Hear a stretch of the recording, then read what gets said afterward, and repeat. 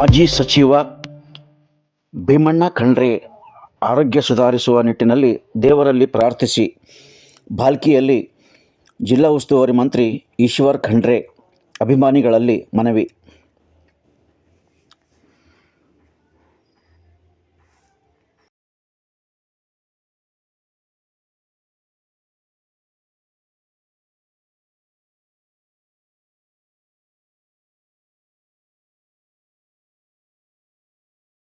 ಆರೋಗ್ಯ ಗಂಭೀರವಾಗಿತ್ತು.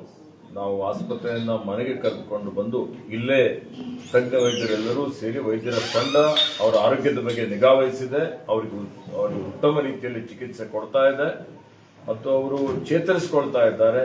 ಹೀಗಾಗಿ ನಾನು ಎಲ್ರಿಗೂ ನನ್ನ ಪರವಾಗಿ ವಿನಂತಿ ಮಾಡ್ತಾ ಇದ್ದೇನೆ, ಅವರ ಆರೋಗ್ಯಕ್ಕಾಗಿ ಪ್ರಾರ್ಥನೆ ಮಾಡಬೇಕು ಅಂತ ಹೇಳಿ ವಿನಂತಿ ಮಾಡಿ ಅವರ ಅಭಿಮಾನಿಗಳು ಸಂಯಮದಿಂದಿರಬೇಕು ಅಂತ ಹೇಳಿ ವಿನಂತಿ.